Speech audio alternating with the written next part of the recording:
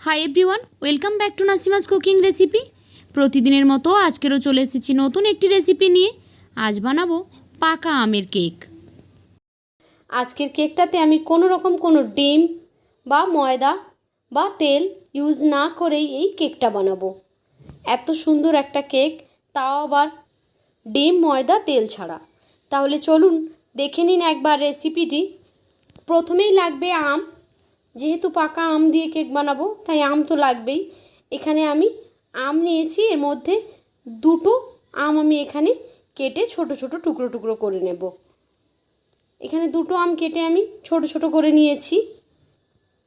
এখন এই আমগুলোকে আমি একটা মিক্সিং জারের মধ্যে দিয়ে ব্লেন্ড করে নেব। এই যে দেখুন, আমটাকে আমি ব্লেন্ড করে নিয়েছি।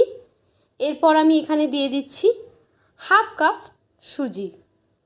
আমি এখানে দুটো ছোট সাইজের আম নিয়েছি, দিয়ে দিলাম হাফ কাপ সুজি, দিচ্ছি হাফ কাপ চিনি, সেই সঙ্গে দিয়ে দিচ্ছি একদম 1/4 চামচ হবে 1 চিমটি মতো লবণ। মিষ্টি জিনিসে লবণ দিলে খেতে বেশ ভালো লাগে। এখন সব উপকরণকে একটু ব্লেন্ড করে নিলাম। এই যে দেখুন টেক্সচারটা, সুজিগুলো কিন্তু এখন দানা দানা রয়েছে। এই অবস্থাতে এটাকে আমি 20 মিনিটের জন্য রেস্টে দিয়ে দেবো, যাতে করে সুজিটা ফুলে ওঠে। ফিরে এলাম প্রায় 20 মিনিট পরে। এখন দেখুন সুজিটা কিন্তু ফুলে গেছে আর অনেকটা ঘন হয়ে গেছে। এই পর্যায়ে আমি এখানে দিয়ে দিচ্ছি হাফ টিস্পুন বেকিং পাউডার। আধা ছোট চামচ দিয়ে বেকিং পাউডার দিলাম। আর এখানে 1/4 টিস্পুন, একদম 1 চামচের 4 ভাগের 1 ভাগ দিলাম এখানে বেকিং সোডা, মানে খাওয়া সোডা। এখন এগুলোকে আরেকবার ব্লেন্ড করে নেব মিক্সিং জারে। এখন আমি এটাকে ব্লেন্ড করে নিয়েছি। সুজিগুলো এখন ভেঙে আরও ছোট টুকরো হয়ে গেছে।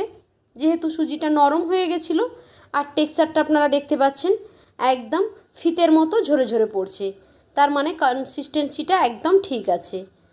এখন একটা কেক টিন নিয়েছি, আমি নিচেই বাটার পেপার আগে দিয়ে দিয়েছি।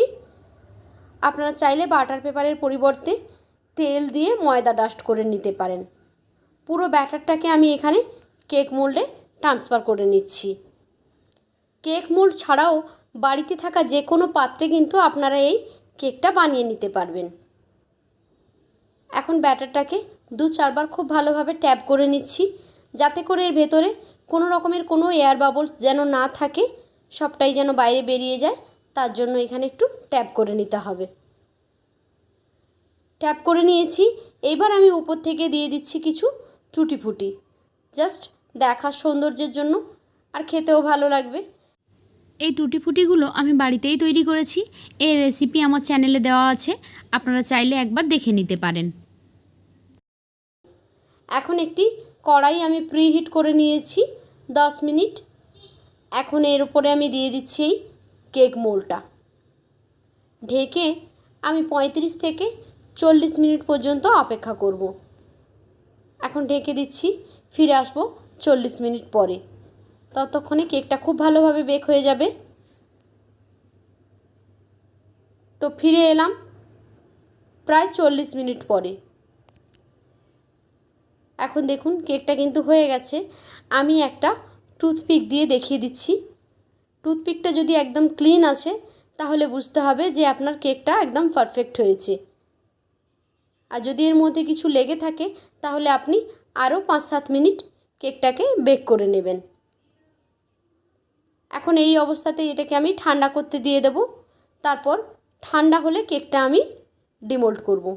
এই যে দেখুন এখন ঠান্ডা হয়ে গেছে কেকটা। আমি একটা প্লেটের উপরে এটাকে ঢেলে নেব। আমি নিচে বাটার পেপার দিয়েছিলাম তাই ইজিলি এটা উঠে গেছে। আর দেখেই বুঝতে পাচ্ছেন দুটো সাইড থেকে খুব ভালোভাবে এটা বেক হয়ে গেছে। অসাধারণ লুকটা এসেছে কিন্তু, আর খেতেও অনেক বেশি টেস্টি ছিল। আপনারা একবার অবশ্যই এটা তৈরি করে নেবেন। এখানে কোনো ব্লেন্ডার লাগছে না, ডিম লাগছে না, তেল লাগছে না, ময়দা লাগছে না, শুধুমাত্র সুজি, চিনি আর আম দিয়ে আর মিক্সিং জারে করে এই কেকটা কিন্তু আপনারা বাড়িতে বানিয়ে নিতে পারবেন। তো কেমন লাগলো আজকের আমার এই রেসিপি? যদি ভালো লেগে থাকে তাহলে লাইক, কমেন্ট অ্যান্ড শেয়ার করবেন। আর এরকমই নিত্য নতুন রেসিপি পেতে আমার চ্যানেলটিকে সাবস্ক্রাইব করে বেল আইকনে ক্লিক করে নোটিফিকেশান অন করে দেবেন। তাহলে যখনই আমি কোনো নতুন ভিডিও আপলোড করব সেই ভিডিওর নোটিফিকেশান পৌঁছে যাবে সবার আগে আপনাদের ফোনে। তো আজকের মতো এই পর্যন্ত, ফিরে আসবো আগামীকাল নতুন একটি ভিডিও নিয়ে। ততক্ষণ সবাই ভালো থাকুন, টাটা।